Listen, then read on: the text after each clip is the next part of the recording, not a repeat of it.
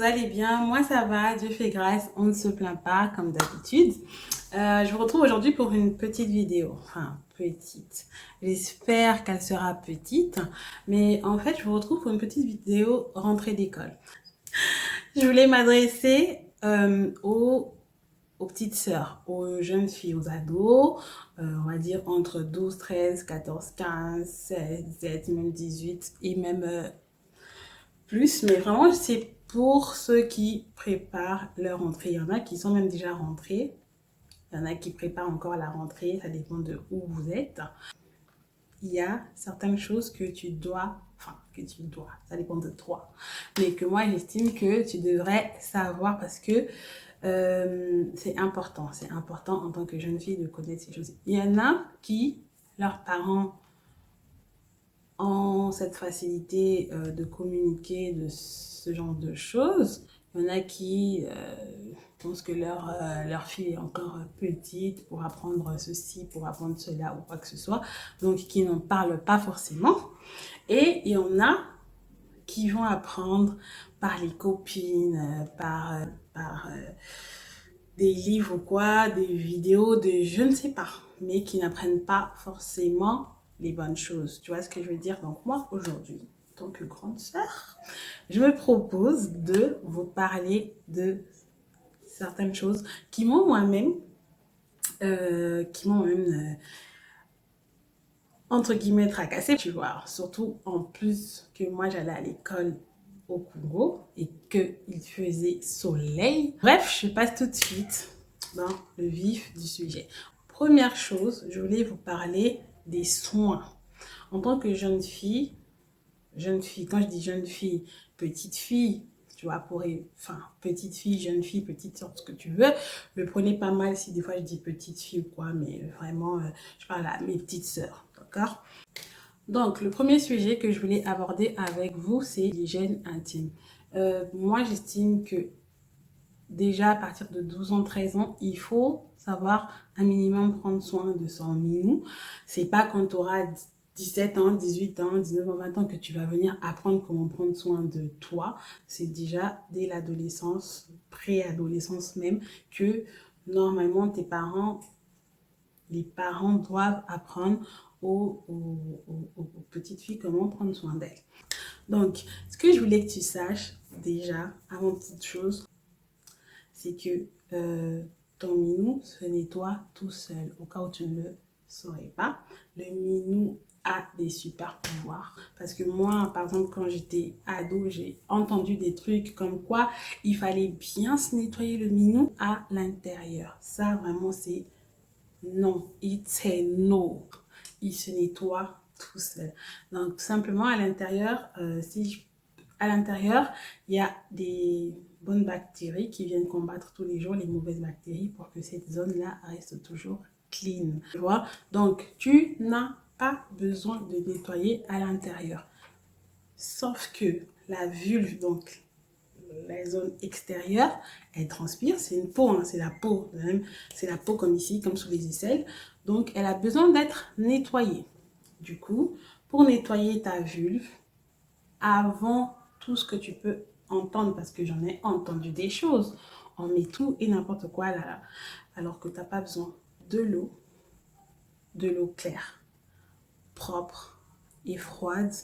Normalement, ça fait l'affaire.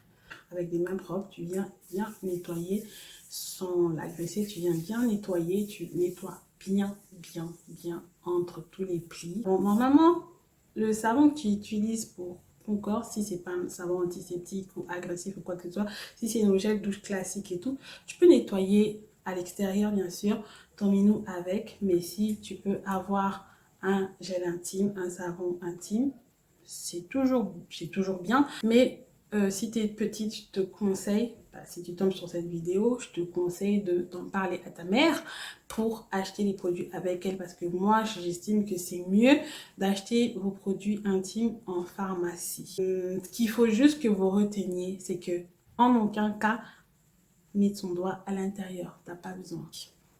Et du coup, après avoir nettoyé, bien essuyer, mais vraiment très très bien essuyer avec une serviette qui est entièrement dédiée à ton minou. On est bien d'accord. Une serviette qui est propre, que tu nettoies régulièrement. Maintenant, concernant les culottes, est-ce que tu as pensé à ça? Quand tu es parti faire tes courses pour la rentrée, est-ce que tu as pensé à t'acheter des nouvelles culottes? Parce que moi, je pense qu'il vaut mieux en avoir au moins 5 de propres que tu vas venir changer tous les jours de la semaine. Parce que tu peux pas mettre la même culotte 2 fois. Tu peux pas répéter tes culottes. En tout cas, je sais de quoi je parle. Ne regardez pas en bizarre parce que je sais de quoi je parle. Donc, concernant les culottes, comme j'ai dit, je pense qu'il vaut mieux en avoir au moins 5 et surtout, il faut privilégier les culottes en coton. Pourquoi les culottes en coton? Parce que tout simplement, le coton, c'est une matière que la peau tolère le plus parce que du coup, elle est hypoallergénique, c'est-à-dire qu'elle minimise vraiment les risques d'allergie. Aussi, le coton est une matière vraiment super respirante, absorbante, qui va venir absorber la transpiration en cas de forte chaleur, par exemple.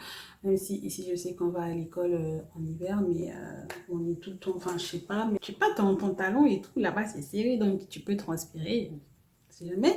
Et du coup, le coton va venir absorber et laisser en même temps respirer ton minot parce que, voilà, elle a besoin d'air.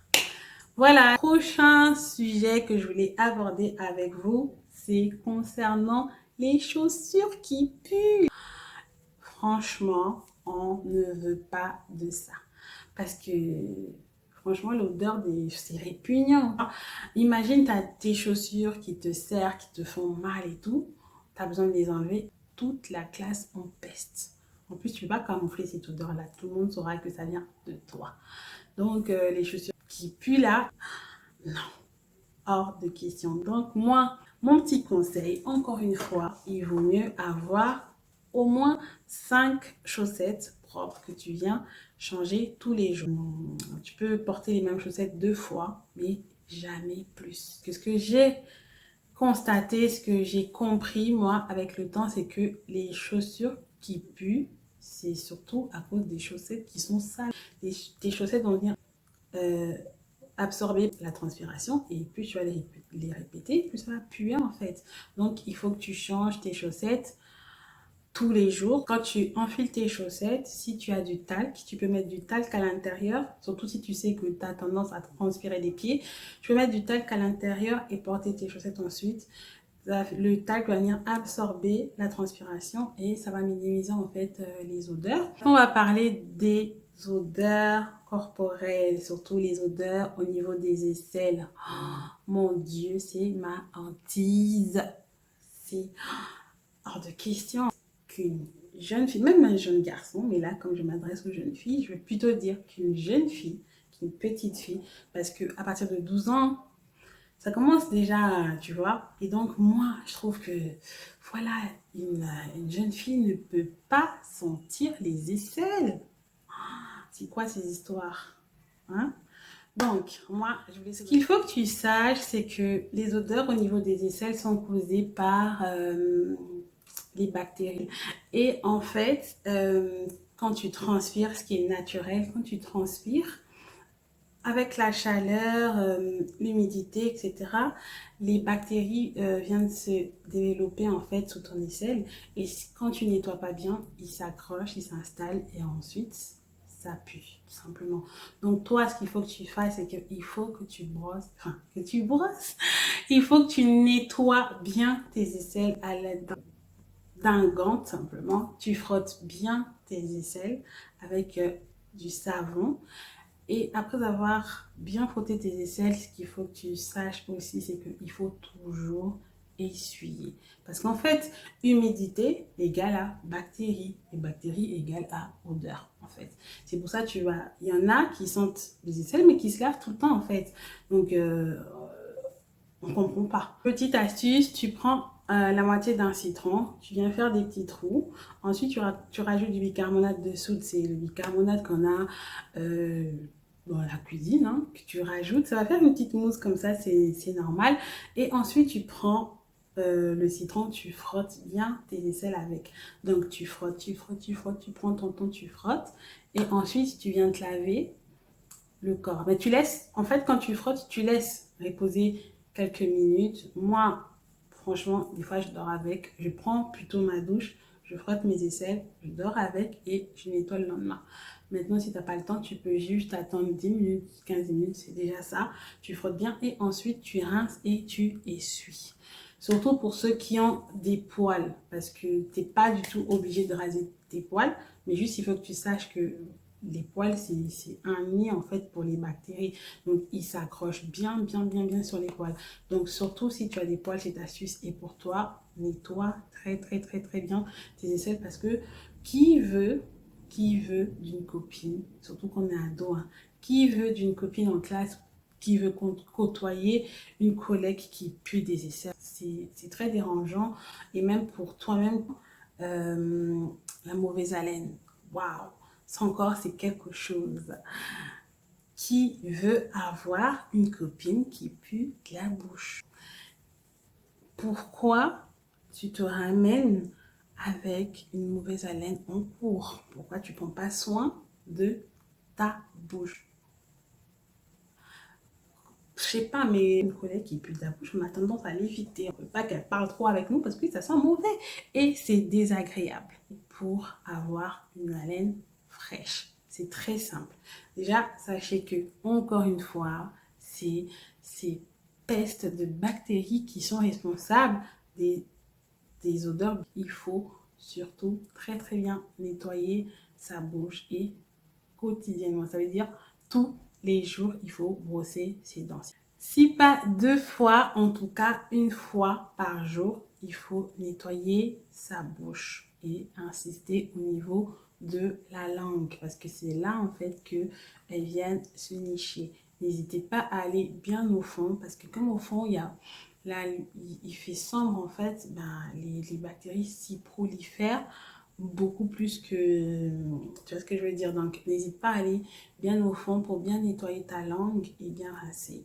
Et maintenant, 1 fois par semaine ou 1 fois de temps en temps, surtout si tu sais que tu as des problèmes de mauvaise haleine, le bicarbonate de soude, encore une fois, ça fait très très bien l'affaire. Tu viens nettoyer ta bouche avec, en fait, tu mets du dentifrice et puis tu rajoutes du bicarbonate de soude et tu nettoies très très bien, ça va tuer les bactéries et ensuite tu auras une haleine fraîche. Mais sachez aussi qu'il y a d'autres facteurs qui provoquent euh, la mauvaise haleine que moi j'ignore parce que je ne suis pas du tout professionnelle, je ne suis pas du tout dentiste ou quoi que ce soit. Maintenant, si tes odeurs persistent, il faut en parler à tes parents. Si normalement, ils doivent déjà être au courant, mais tu peux les interpeller pour aller consulter, tu vois, parce que, voilà. Même pendant mon adolescence, j'ai toujours été en chair, comme tu vois, et du coup, j'avais un problème. C'était les, les frottements, tu vois, au niveau du cuisson. Mon Dieu, c'était hyper désagréable, surtout avec le soleil en plus. Donc, si toi aussi, tu es en chair ou pas d'ailleurs. Et là, c'est surtout pour ceux qui vont à l'école en uniforme, donc en jupe. Voilà. Donc, pour la rentrée, prépare au moins 2 cyclistes. 2 cyclistes que tu vas venir changer pendant la semaine et nettoyer, bien sûr. Parce que, en fait, ça va faire en sorte que tes cuisses glissent, tu vois, et ça va éviter les frottements. Sauf que moi, par exemple, quand j'étais ado, je trouvais que les cyclistes, c'était pour les mamans, en fait. Elles les mettaient en dessous de leur pagne. Et moi, je trouvais ça bizarre de venir, moi, porter des cyclistes. Je n'aimais pas cette astuce. Donc, moi, ce que je faisais, c'était de mettre la vaseline. Parce que si tu veux, la vaseline aussi, ça va venir faire en sorte que tes cuisses ne glissent en fait. Ça va frotter, mais ça va glisser. En plus, ça va adoucir ta peau, ce qui va faire que ça va éviter l'hyperpigmentation au niveau des cuisses, tu vois. Y a des gens qui disent la poudre. Moi, j'aime pas cette astuce. Pourquoi? Parce que, en fait, la poudre, ça va glisser quelques minutes, mais après, ta peau va absorber la poudre et ça va refrotter, tu vois. Donc, qui veut aller tout le temps remettre de la poudre, je sais pas. Donc, mettez de la vaseline ou des huiles, par exemple l'huile de coco. Je pense que j'ai trop parlé et maintenant je fais le OK. Comment je vais pouvoir continuer la vidéo si ça n'arrête pas? Ça va, ça va. Ok. C'est passé tout seul. Donc, alors, prochain sujet, c'est les soins du visage. Parce que c'est surtout pendant l'adolescence qu'on est sujet vraiment aux problèmes de l'acné, les points noirs, les boutons, la peau grasse qui est vraiment hyper grasse. Voilà. Mon conseil, c'est très simple. Nettoyer son visage tous les jours, tous les matins, tous les soirs. Si tu n'as pas un savon qui est spécialement dédié à ton visage, si tes parents ils peuvent t'en procurer, tant mieux. S'ils ne peuvent pas, tant pis, tu peux nettoyer ton visage même avec le savon que tu utilises pour ton corps. Mais en tout cas, assure-toi de nettoyer ton visage matin et soir avant de dormir. Et aussi d'hydrater sa peau. Il faut avoir une crème pour le visage. Il y a même... en fait, j'évite de citer des marques ici parce que voilà, je ne sais pas qu'est-ce que vos parents tolèrent ou pas. Mais voilà, il faut avoir une crème pour le visage. Il faut appliquer une crème sur le visage. Après, ça peut être n'importe quelle crème, même les huiles. Hein. Vous pouvez appliquer l'huile de coco pour la peau, pour le visage. En tout cas, ça peut faire l'affaire. Mais surtout, nettoyer et hydrater. Maintenant, je ne sais pas, ça dépend de quel âge vous avez, mais une fois par mois, vous pouvez faire avec vos parents si vous êtes trop jeune ou si vous pouvez déjà, parce que vous êtes déjà à peu près un peu grande, vos parents, vous demandez à vos parents de vous acheter des produits. Je vais faire une vidéo d'ailleurs pour vous donner des recettes naturelles avec les produits que vous avez à la maison d'ailleurs pour faire un soin, c'est-à-dire un gommage, un masque. Et voilà. Ensuite, vous nettoyez ou vous appliquez votre crème hydratante. Ça, c'est la base pour avoir une peau saine, tu vois, parce que surtout pour ceux qui vont à l'école en Afrique, comme moi, j'étais à l'école en Afrique avec le soleil. Quand tu as la peau grasse de l'adolescence, là, mon Dieu, si tu as ce problème-là, en tout cas, assure-toi de nettoyer régulièrement ta peau et surtout de l'hydrater. Ça aussi, c'est déjà la base, en fait. Voilà. Dernier conseil, apprendre ou à laisser, c'est le maquillage. Qu'est-ce que tu viens te maquiller ton visage tous les jours pour aller en cours? Tu n'en as pas besoin. Tu n'en as pas besoin. Tu as besoin d'une poudre, même un talc en tout cas, une poudre, un gloss. Ça dépend aussi de ton âge. Mais aujourd'hui, je vois même des jeunes filles de 13 ans, sans vouloir juger, hein, mais je vois des jeunes filles de 13 ans qui vont maquiller, tu vois. Je ne juge pas, chacun fait ce qu'il veut, mais en fait, vous venez déjà embêter votre peau, tu vois. C'est trop tôt de se maquiller à 13 ans, 14 ans, tu vois.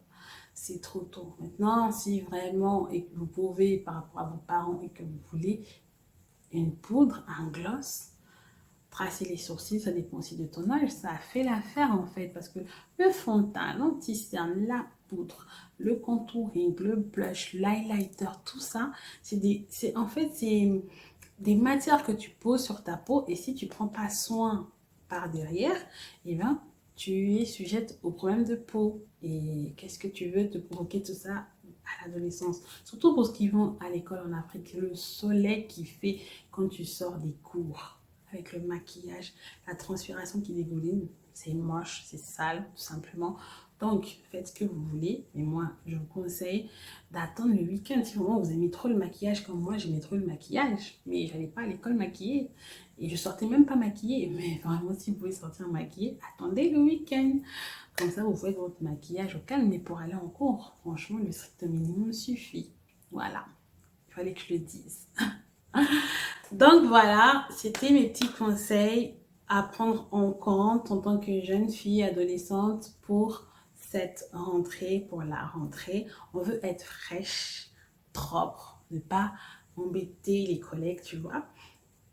Et c'est même important pour la confiance en soi, tu vois, en classe, parce que c'est les harcèlements et tout ça, ça peut être parce que tu dégages des odeurs, parce que t'es pas propre sur toi et tout, ça peut tenter en fait, même si c'est pas une raison et que c'est pas bien, mais ça peut tenter euh, les autres, en fait, de pouvoir te provoquer. Et ça te met pas bien, tu vois ce que je veux dire? Donc, du coup, il vaut mieux être propre aussi sur soi. Ça va venir favoriser ta confiance en toi, ta présence au milieu des autres.